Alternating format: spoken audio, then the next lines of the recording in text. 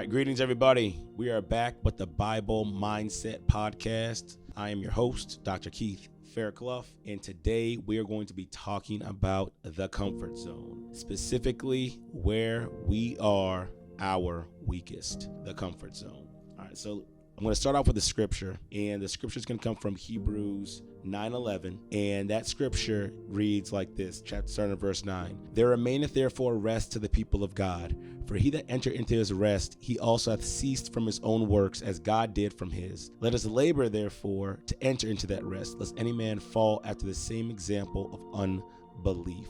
So the reason why this scripture kind of stood out for me is kind of the ground, the foundation for this Bible study today is because it's saying that we have not yet entered our rest, meaning we have not achieved the highest level to the point where we can just stop. And as humans, as people, we thrive off progress. And so really our entire lives, we're working towards something. We're building something. We should be anyways, prepared to leave a legacy behind, because our real rest doesn't take place until after we pass away, where we rest from all of our works. And so how does this all tie into the comfort zone, right? So what is the purpose of the comfort zone?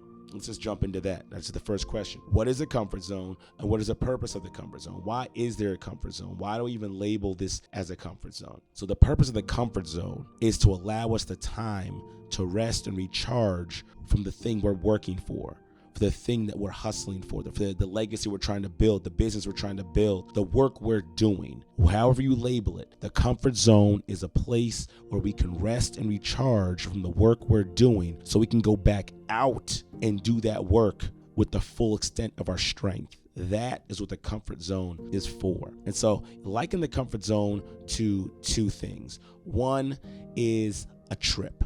See, when you're on a trip and you're traveling, where you're going somewhere, and when it gets too long, let's say you're driving, you maybe run out of gas. You stop at a gas station. They call it a rest stop in some places for a reason. You get gas, you go in there, you get snacks, you go to the bathroom, you stretch your legs, you talk, maybe get a little something to eat, get some coffee. You rest and recharge in order to get back out on the road. And another part of that trip is maybe you're driving along, but you start getting tired. What do? You can pull over at what? A rest stop or a hotel or a motel or something along those lines, so you can sleep, so you can rest, so you can recharge, so you can finish the journey. Nobody goes to a gas station or a motel or a rest stop to stay there. You are on a journey. You are on a mission. You are trying to accomplish something. These things, these comfort zones, so to speak, are there to help you recharge and to rest so you can continue on your journey. My second example is a boxing match. After the round is done, you go back to your corners. You go back to your corner to rest, recharge, strategize, and then go back out into the fight. It's a time for you to prepare to go back out into the fight and back in to the discomfort, back in to the hustle and the grind and the building. That's what your corner is for. So guys, your comfort zone is the exact same thing. That's what it's for. It's designed for you to go there to rest, recharge, build yourself back up, heal back up, get your energy back up, and then get back out there so that you can continue on your journey. That's what it's for. The comfort zone is designed for us not to burn out so that we can keep working. So as the Bible says, we can keep working towards the day when we find our final rest, because we haven't been given our rest on this side of life, which means we got to keep moving forward. So that is what the comfort zone is. That is what the purpose of it is. And of course, the comfort zone might look different for everybody, right? Some people it's sitting down watching TV. Some people it's playing video games. Some people it's reading a good book. Some people it's just resting and relaxing and sleeping. Some people it's whatever. You're getting a massage,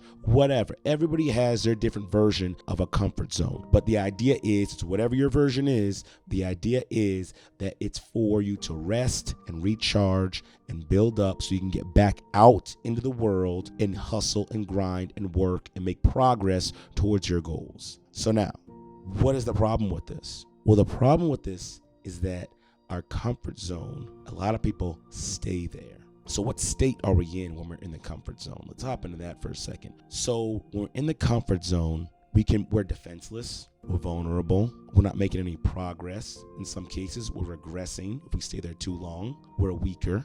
And so I'm saying all these, not even necessarily in a bad way. So let me stop. Let me back up a little bit. I'm going to take regression out. So I'm going to say them again. We're defenseless, which is a good thing, because when you're in a comfort zone, you shouldn't be on edge. It's a place to rest. Your mind, your body, your nerves, you're supposed to be defenseless. Vulnerable. Listen, you come home, you're not battle ready.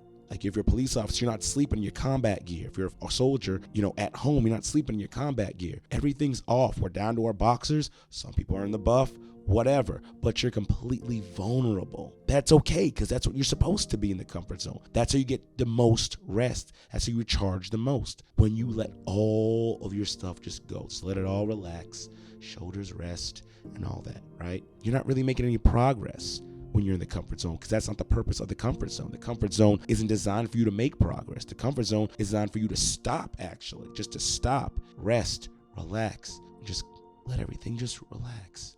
We'll get back to it. All the work's still going to be there. All the opportunities and all that stuff is all going to still be there. And of course, then we are weak in the comfort zone because, again, we're not on edge. We're not battle ready. Our muscle fibers aren't tight, right? Our senses aren't sharp, right? We're relaxing. We're calm. We're weak. It's okay. You're supposed to be weak in the comfort zone. Again, it's a time for you to rest and recharge. Now let's take it to the next level, right? So that's normal, right? We go to the comfort zone. We stay there for a little bit, like a gas station, like a hotel, like a rest stop. Then we do what we need to do. Then we move on. We start moving. But here's the problem. This is the purpose of the podcast today. What happens when we stay in the comfort zone? When we stay in the comfort zone, all that stuff I said still applies. Right? We're still defenseless. We're still vulnerable. But instead of we're not making progression, now we're actually regressing, right? Whether that's in your body, in your goals, in your finances, in your marriage, in your relationships, whatever. You actually start regressing. You become weak, but weak in a bad way. You literally start losing your strength. You become dull mentally. It means you're not as sharp and that is with it as you used to be. You're not challenged anymore. You're easily overtaken. You're easily surprised. You're easily beaten. And in the worst case scenario, you're easily killed. You're stagnant in every area of your life, like dirty pond, swamp water that just never has no entrance or exit, just sits there, and just ferments, and it just smells terrible. That's kind of what we're like in the comfort zone. It's not good. It's not pretty. Now here's the worst part about it. On the outside, it may look pretty. I mean, they're living on easy street. They have their life. But guys, we're designed to make progress. As the scriptures just said, we're supposed to be working towards something. We haven't got our rest yet. We're supposed to be moving and working towards something. And until the day we get our rest, we are to continue to keep moving and working towards something. So if we're not doing that, we're going to become stagnant. And as the scripture says, it says, lest any man fall after the same example of unbelief. Now, I'll be honest, I haven't really broken that part down as what all that means, but whatever it means that if we're not moving, at some point in time, there's going to be some unbelief that creeps in. I don't know what that looks like. Again, I don't know what that is, but apparently it's something that we're being warned about. It happens in the comfort zone, and it's something we need to avoid by continuing to move forward. And so these are just some of the things that can happen when we stay in the comfort zone. And it's very dangerous, and it's very deadly, and it's not something that we really need to be engaging with. And so the next question, what keeps us in the comfort zone? And so this is important. Fear. And again, you may think of other things, but from what I got from this Bible study, it was fear. Fear is what keeps us in the comfort zone. You may ask, Keith, well, what kind of fear? What do you mean? Well, I'm going to read off a list real quick. It could be fear of lack. That if you leave the comfort zone, you're not going to have as much. It could be fear of a loss. Maybe you worked really hard to get something and you think that if you keep going forward, you're going to lose it all. Maybe it's fear of failure. You reach some level of success, and again, you're fearful of trying something and then failing. Another thing, fear of rejection. Maybe you feel that if you go out there and put yourself out there with a new idea, a new plan, people aren't going to like it. They're not going to like you, and they're going to reject you. You're going to lose something. It kind of ties into the fear of loss. The fear of pain.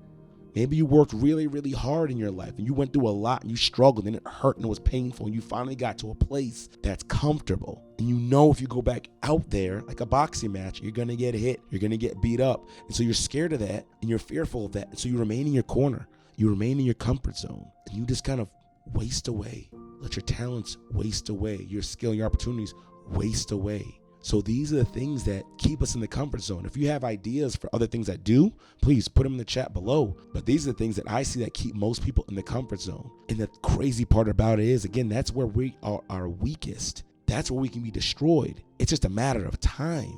And you may think that I'm living on easy street, but you ever think about this? And no disrespect to anybody who's retired or lost a loved one like this, but I've heard this story a lot of times where people say that when they retire, everything just starts to go downhill. Their health starts to go downhill. Their mind starts to go downhill. They die shortly afterwards. I'm like, how is that possible? How is that possible that they worked so hard? They built up a strong retirement, strong portfolio, whatever. And then they finally get to the end of life and they just stop and their life just like leaves them.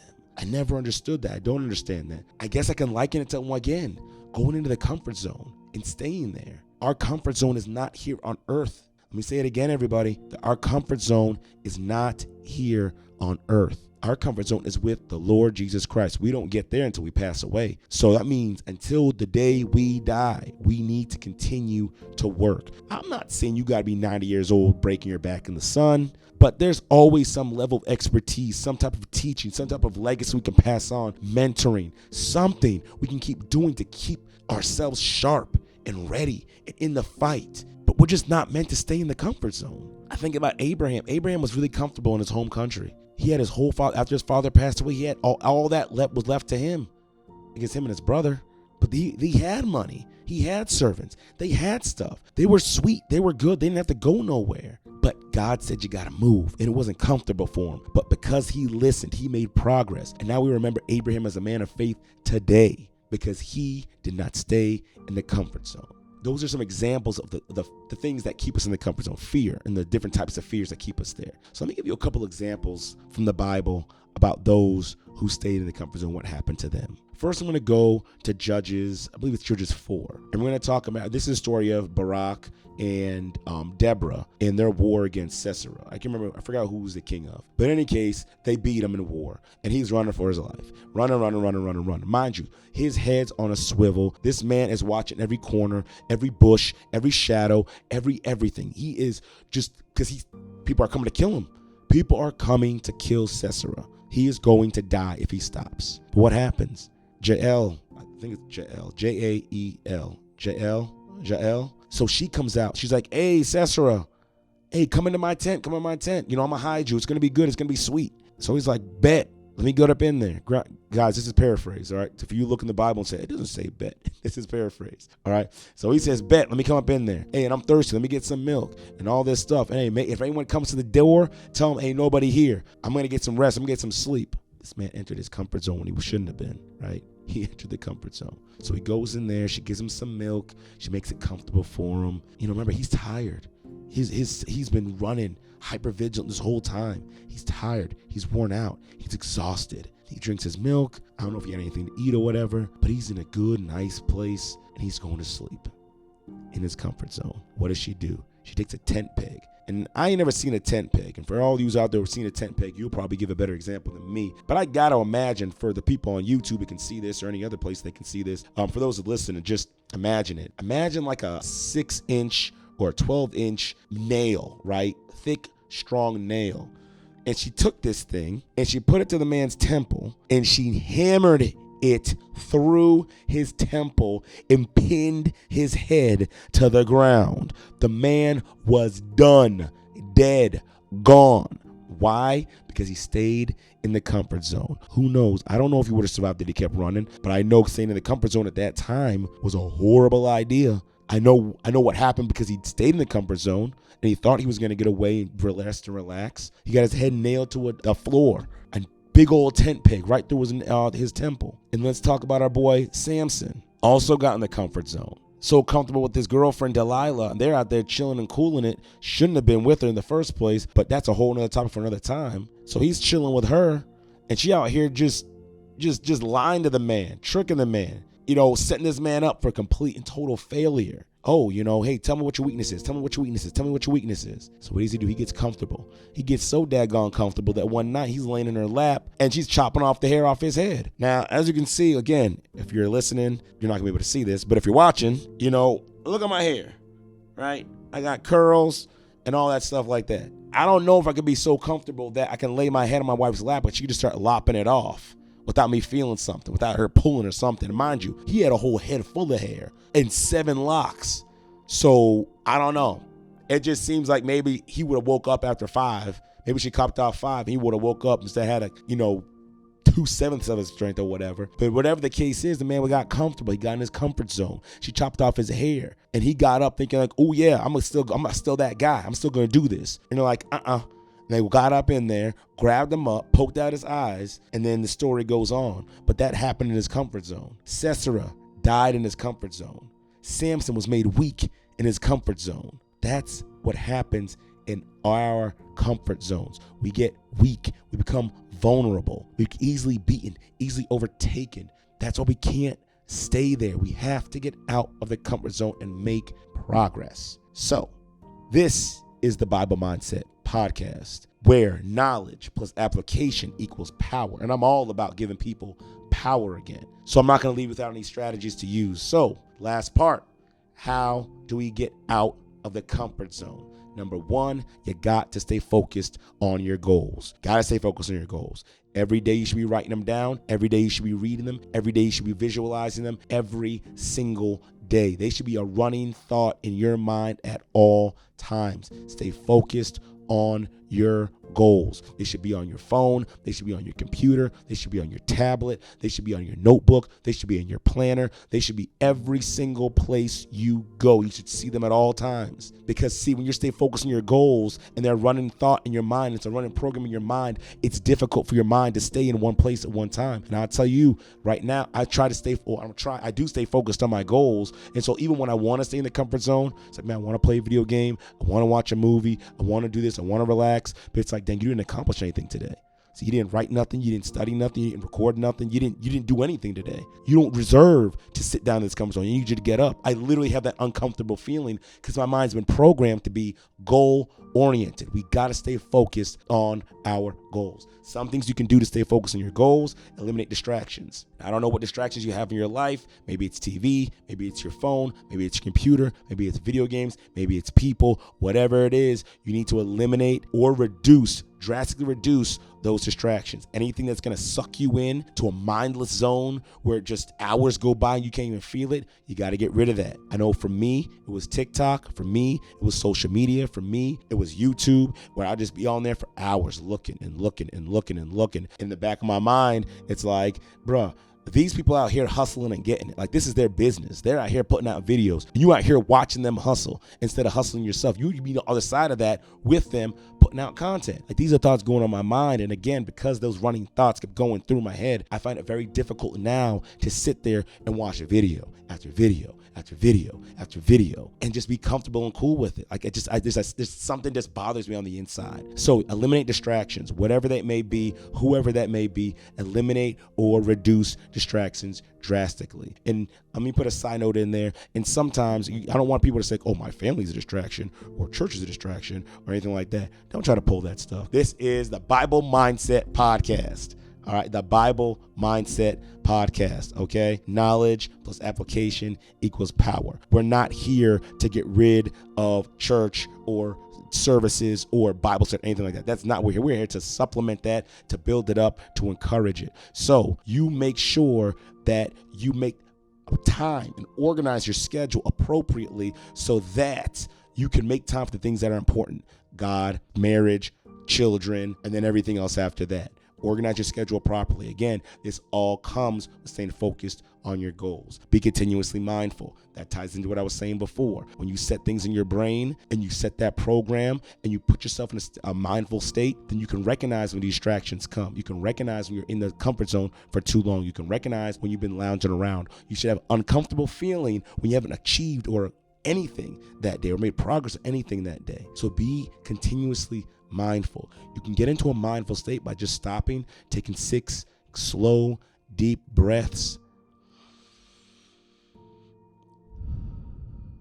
Gosh, that feels so good. I swear, you guys got to do this. You got to practice that.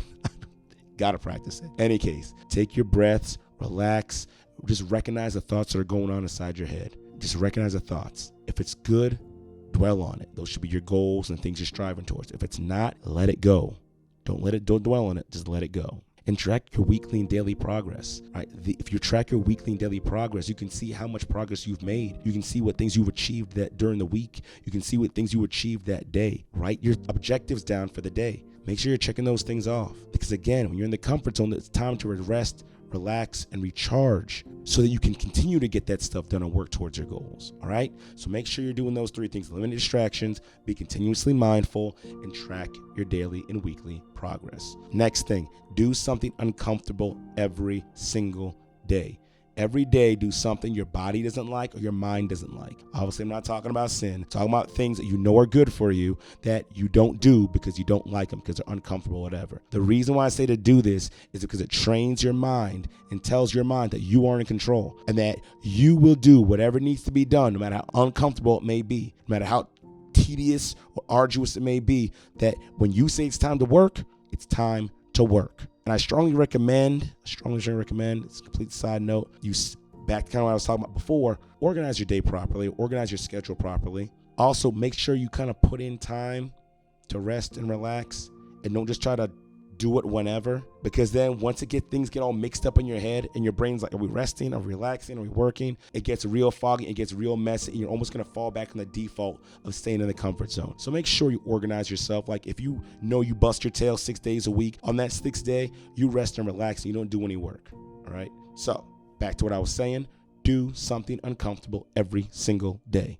Every day. Train your body and your mind and let your body and your mind know who's in charge. Now, for this to be even more effective, do something uncomfortable in the area that you're progressing in. So for instance, if you're trying to lose weight or you're trying to get in shape and you hate lifting weights, then make sure you lift weights. Vice versa, if you love lifting weights and hate getting on the treadmill or running, then make sure you go and run. I'm not saying you got to run a whole marathon, but run for 5 minutes.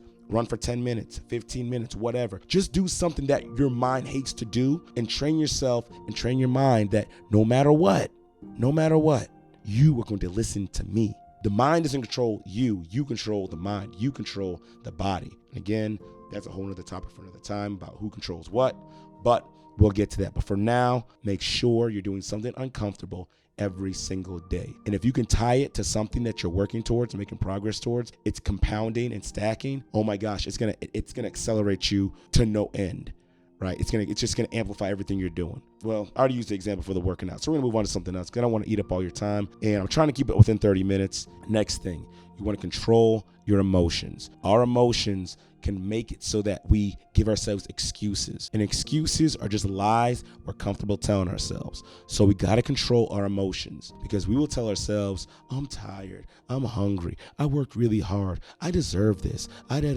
this, that, and everything else. Now, your body knows when it's time to lay it down and rest. You don't have to tell yourself and convince yourself that you need to lay it down and rest. Your body, when you're exhausted, you feel it. And it's not something you can just control. You feel the exhaustion. You will know when it's time to lay it down and rest. So whenever you get to the point where you start making excuses as why you need to rest, that you can guarantee it's your mind trying to put you in the comfort zone when you're not supposed to be there. So control your emotions. How do we control our emotions? 1, focused breathing. If you ever find yourself kind of getting off kilter, off balance, getting a little out of control, things going a little crazy in your mind, stop and breathe. Breathe in slow through your nose and out through your mouth. When you start doing that, you're going to feel your whole body just start to relax. You're going to start to feel your mind start coming down and start to slow down. You're going to start focusing a lot better. Trust me, I do breathing all the time, and it never ceases to amaze me. Sometimes I feel like I'm so tense. My shoulders are all like up. Like even today, I was walking along and I stopped and took a deep breath, and like my shoulders and my neck, everything just like dropped. It's like, why the crap am I walking around so tense all the time? I wasn't even trying to. I just felt it just relax just with one breath. So in order to control our emotions out of control, focus on taking deep breaths. And these are things you got to practice every day, not just when things get out of control. There's a saying that says, we don't rise to the level of the challenge, we fall to the level of our training and our preparation. So if you're never prepared, then when a challenge comes, you're just going to fall. It's going to be a free fall. So you got to make sure you're practicing your breathing every day. I see some people say 6 breaths, some people say 10, some people say 3. The point of the matter is find time to practice. If you want to do 3, 6, 10, 12, 20, whatever you got to do, just make sure you take time every day to practice your breathing. Daily meditation and prayer. Find time to just meditate and pray and relax. Talk to God. Imagine what things are like in your mind. So manifestation and visualization and things like that. Visualize these things. Practice them. What are your goals? What are you working towards? What's going to look like when you get to the other side? What's it going to look like when you take your business to the next level, take your marriage to the next level, your kids, whatever. Imagine that. Take your time when you're meditating to do that. There's tons of guided meditation stuff out there on the internet. If you are disciplined enough and you don't need guided meditation or music or anything like that, then find a nice quiet place where you're not going to be distracted or not going to be bothered, and go ahead and do it there. But find a way to do that every day. It doesn't have to be 30 minutes. It doesn't have to be an hour. Some people do it for 4 hours or whatnot. But every day, you just want to build a daily habit of doing it. So if it's 10 minutes, then do it for 10 minutes. If it's 5 minutes, then do it for 5 minutes. But make sure you're focused on meditating every day. You're relaxing yourself. You're relaxing your body, relaxing your muscles. You're manifesting, visualizing, all that stuff every single day. Why? Because one, it controls your emotions. 2, it allows you to recognize what you are, what you're doing, what you're working towards, and why you need to get out of the comfort zone. Another thing, daily gratitude. Every single day, you need to list at least 3 things that you are grateful for. At least 3 things, at the very least. And why? What does having gratitude have to do with controlling your emotions? Because if you train your brain to always find the positive, then it'll be very difficult for you to ever think of the negative. And what does this have to do with being in the comfort zone? Because you're always going to remember that, hey, I got work to do. Like, this is nice. This is what it's for, but I got work to do. I got to get out there. So gratitude helps just kind of empower you and encourage you to keep moving forward, to not stay at that hotel, that gas station, and to be grateful and take those positive feelings and move forward. Same thing with daily affirmations, controlling your emotions. Listen, you got to tell yourself what you believe about yourself, what you want to believe about yourself. You got to tell yourself these things. I'm great. I'm strong. I know for me, my daily affirmations, let me see if I can remember them all right now. I'm Keith Anthony Fairclough Jr. I am blessed beyond measure. I'm powerful beyond measure. I've been given this life an opportunity to change the world, and I will. I'm extremely intelligent and wise. I'm strong and disciplined. I'm healed and fully healthy. I'm the best husband. I'm the best father. I'm the best therapist. I'm the best motivational speaker. I'm the best author, and so on and so forth. This isn't the Keith Show, but I just want to say, like, this is the affirmations that I'm telling myself. That's what I want to believe about myself, or what I do believe about myself. And the more I tell myself this, the more I believe it. So those negative emotions that would come to cause me to be stagnant, they can't stay, because of all the energy and everything I'm putting in with these affirmations. So find a set of affirmations and say them to yourself every day. Look in the mirror every single day, and you say it, and you say it with emotion, and you say it with drive, and you say it with power, because then your mind believes it. When your mind believes something, it makes that thing come to pass. So again, this is all about controlling your emotions in order to get out of the comfort zone, to keep pushing forward, right? We don't want those emotions like fear to keep us in the comfort zone. And the last thing is we want to learn to break up thought patterns. And so I don't have all the strategies for this, but the ones that work for me is self-talk. Self-talk works really great. If a negative thought pattern comes in my mind, something that tries to encourage me to stay in the comfort zone, or tell me that I'm not good enough, or whatever, guess what? I tell myself no. And I talk to myself pretty harshly as well. Not with curse words, but I'll be like, let's say a bad thought comes in my head. I'm like, come on, what are you doing, man? And if you thought about your goals as much as you thought about that, then maybe you'd be a lot further along. Like, I talk to myself like that, but when I do that, it breaks up the thought. Because guess what? I can't think and talk at the same time. I can only do one or the other. And because I'm breaking up the thought and I'm talking to myself with such power and authority, my mind gets back in line, my emotions get back in line, and I get back on the path and getting out of the comfort zone. I keep pushing forward, making progress. So self-talk, big, right? And however you talk to yourself in a way that you know you will listen. Very, very important. Next thing, challenge your thoughts. Again, like I said, your brain's going to try to tell you that you're tired, or you did enough, or whatever. Challenge those thoughts. Did you really do enough? Did you really give 100%? Did you really do everything that was on your list that you said you're going to do? Did the actions you took today move you closer to your final goal? Did it really move you? If not, then you need to challenge that thought and be like, nah, I didn't do enough today. See, I left this undone. Let me go get that done. And whether that be with whatever your goals are, if you didn't do enough, then you need to get up and go do more. control your emotions. And the last thing is kind of all within this is just mindfulness. Being aware of the thoughts that are going on in your head. The problem with a lot of us is that we are not aware of the thoughts that go on in our head, or we think that we can't control them, or whatever. I don't have a third one. But a lot of times I hear people say, I can't control it. It's just the way I am. Because it's not just the way we are. And our minds don't dictate how we move, think, and operate. Do you know on Judgment Day, we're not going to be able to blame anybody but ourselves? We can't say our brain made us do it. God's going to say, nah, fam, I gave you control over that thing. You didn't control it. I gave an example to a student today. Our brain is like a car. Tons of potential, can do a lot, but it needs someone to control it. We are the ones driving. And the thing is, if we don't control our brain, if we take our hand off the wheels of a car, the car's going to keep going.